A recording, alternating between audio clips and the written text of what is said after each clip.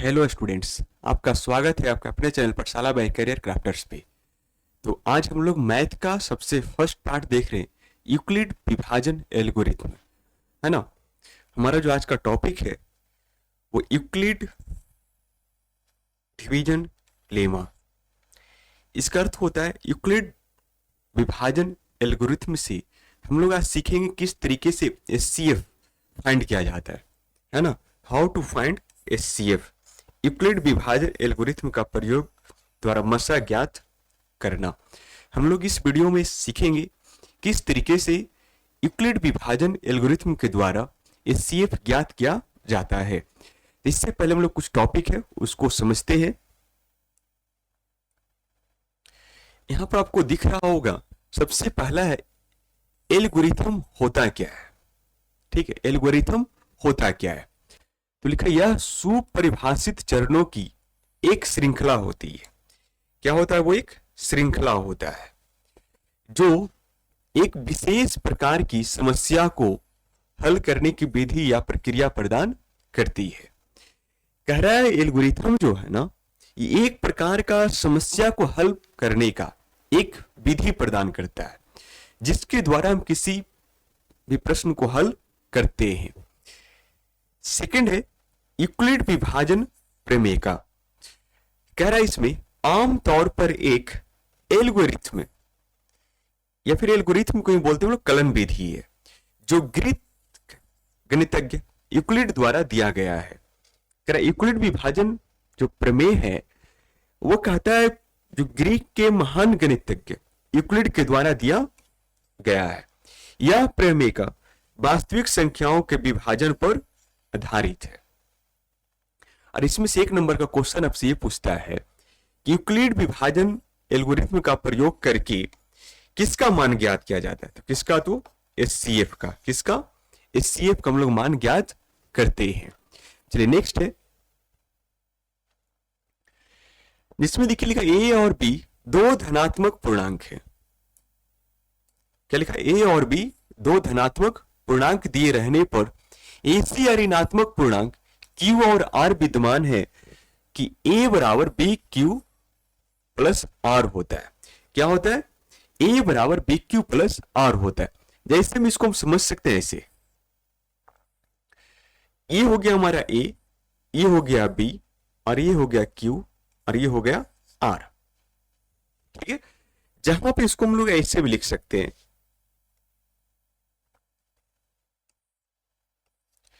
ये हो गया भाज्य, ये भाजक, ये भागफल और नीचे का शेषफल। ठीक है, और इसी को हम लोग ये बोलते हैं, क्या बोलते हैं? ये जो B है वो क्या है? भाजक है। ये जो A है वो भाज्य है और Q है वो भागफल है और R है जो शेषफल है। तो इसी को हम लोग लिखे यहां पे A बराबर बी क्यू प्लस आर। ठीक है, A बराबर बी क्यू प्लस आर। और यही जो स्टेप है ना, इसी से हम लोग एचसीएफ फाइंड आउट करते हैं। ठीक है, इसी में हम लोग देखते हैं अगले यूक्लिड विभाजन एल्गोरिथम इसी प्रेमिका पर आधारित है और दो धनात्मक संख्याओं की मसा ज्ञात करने की एक तकनीक है।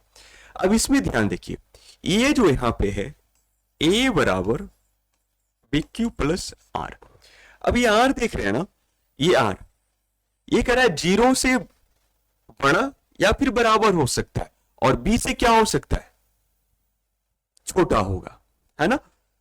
हम लोग ऐसे ही पता है कि जो भाजक है, ये जो भाजक है, ये भाजक से शेषफल छोटा होगा ना।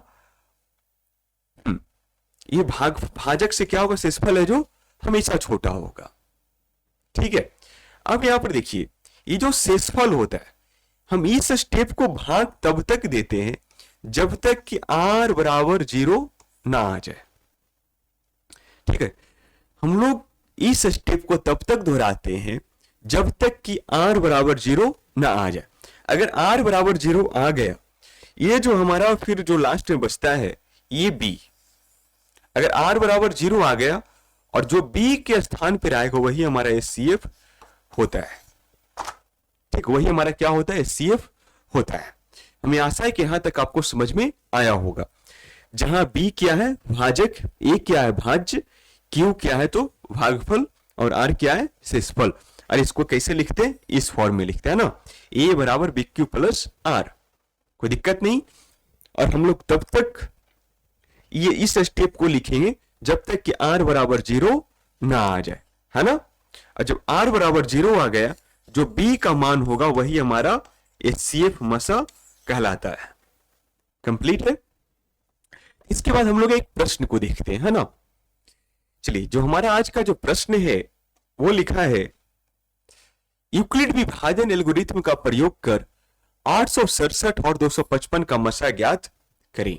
867 और 255 का। इसमें सबसे पहले देखते हैं कि इसमें बड़ा कौन है ना। 867 जो है वो क्या है, बड़ा है ना 255 से, है कि नहीं। हम लोग इसमें सबसे पहले क्या करते हैं, भाग लगाते हैं। क्या लगाएंगे, भाग लगाएंगे। यहां पर लगाते हैं 255 से 867 में। ठीक है, 255 से 867 में, तो कितने बार में लग जाएगा अप्रॉक्स, तो 3 बार में, है ना। ये हो जाएगा 15 बाकी रहा 1, 15 16 6 बाकी रहा 1, 865 हो जाएगा। कितना, 865 हो जाएगा। अब 765 है ना। अब इसको घटाते हैं, ये हो जाएगा कितना 2, ये हो जाएगा 0 और ये हो जाएगा 102। ठीक है। अब इसी को हम लोग लिखते हैं यहां पर स्टेप 1।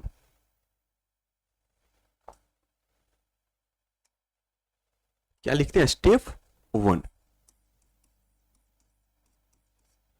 स्टेप 1 में हम लोग जानते हैं कि इस फॉर्म में होता है ना, इस फॉर्म में होता है।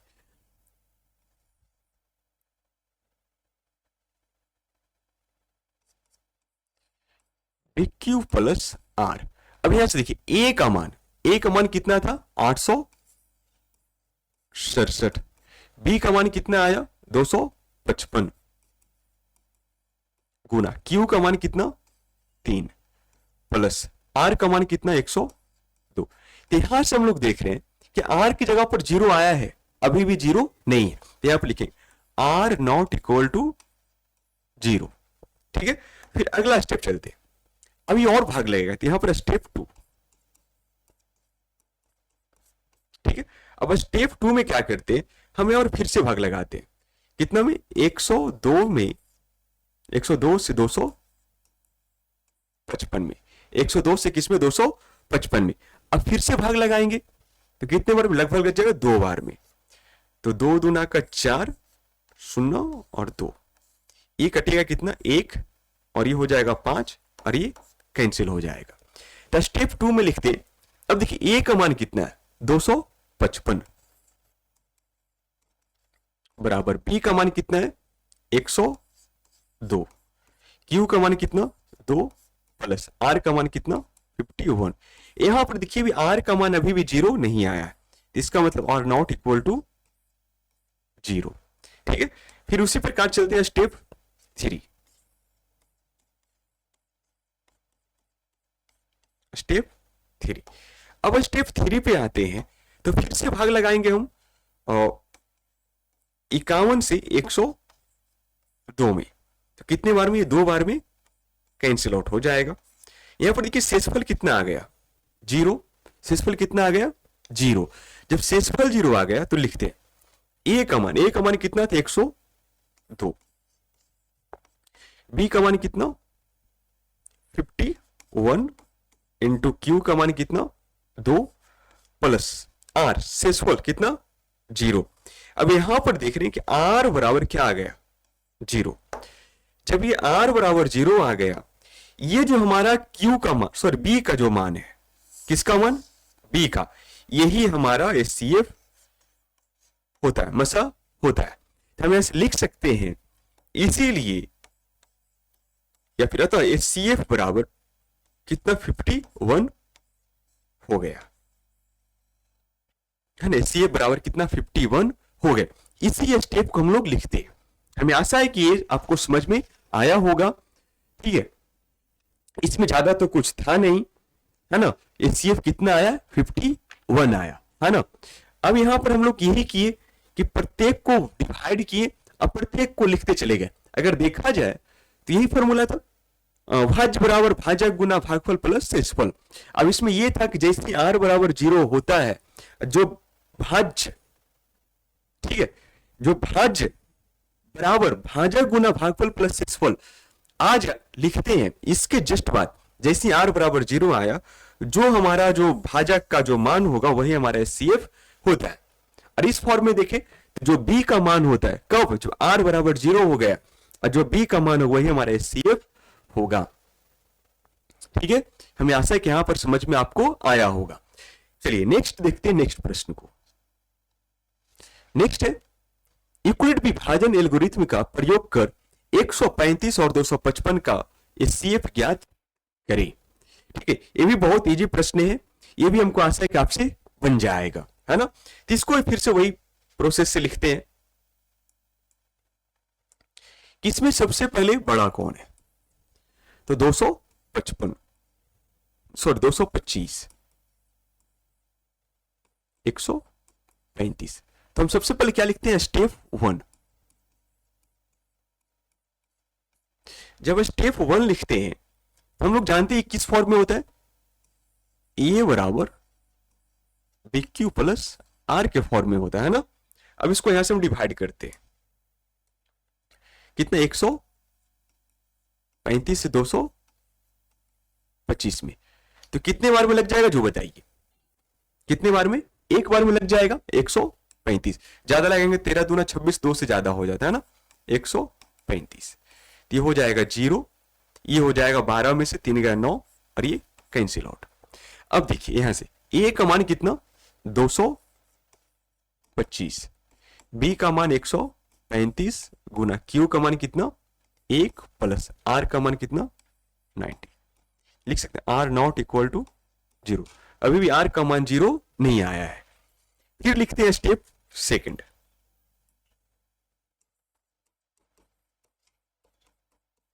अब जैसे ही स्टेप सेकंड लिखते हैं हम लोग क्या करेंगे, यहां फिर से हम लोग डिवाइड लगाएंगे 90 से 135 में, तो एक बार में फिर से लगेगा, तो ये हो जाएगा 5, ये हो जाएगा 4।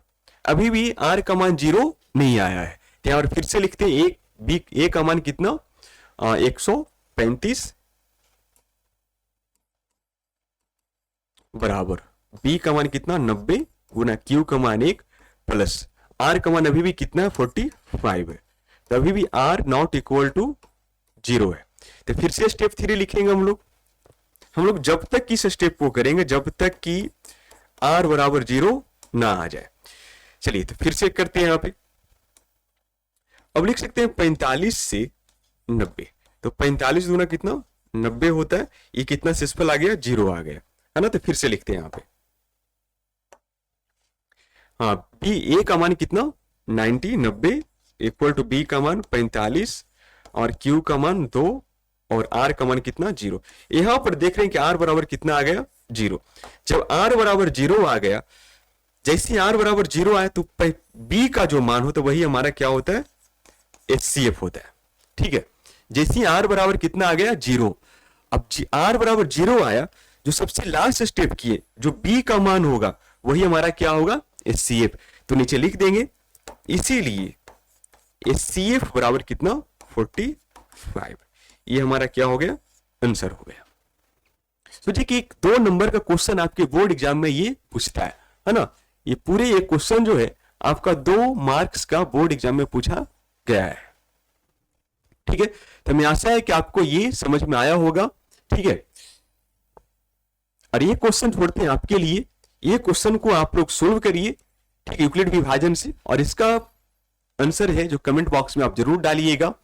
ठीक है, हमें आशा है कि ये जो एचसीएफ निकालना हम लोग सीखे यूक्लिड विभाजन एल्गोरिथम के द्वारा, हमें आशा है कि आपको समझ में आया होगा। ठीक है, नहीं आया तो इसको फिर से आप देखिए। ठीक है, ऐसे ही वीडियो आपके लिए आते रहेंगे। ठीक है, बस आप लोग वीडियो को अपने दोस्तों में शेयर करिए। अगर वीडियो आपको अच्छा लगा हो तो वीडियो को लाइक करिए और अपने दोस्तों में ज्यादा से ज्यादा वीडियो को शेयर करिए। ठीक है, चैनल पे नए हैं तो चैनल को सब्सक्राइब करिए और वीडियो को लाइक करिए और अपने दोस्तों में वीडियो को शेयर करिए। आपके लिए एक ऑफ कर सकते हैं, आपको अगर पीडीएफ चाहिए क्लास 10th का, ठीक है, तो आप दिए गए इस वेबसाइट पे विजिट कर सकते हैं। ठीक है, आपको बहुत ही मिनिमम कॉस्ट में हर एक सब्जेक्ट का पीडीएफ आपको मिल जाएगा। ठीक है, बिल्कुल बेहतरीन भाषा और आसान भाषाओं में। ठीक है, तो हम लोग सीख गए आज क्या, यूक्लिड विभाजन एल्गोरिथम के द्वारा एचसीएफ ज्ञात करना। तो बाकी मिलते हैं हम लोग नेक्स्ट पार्ट में। इसके आगे हम लोग ऐसे ही छोटा छोटा टॉपिक लाकर देखेंगे। ठीक है, तो बाकी मिलते हैं हम लोग नेक्स्ट वीडियो में।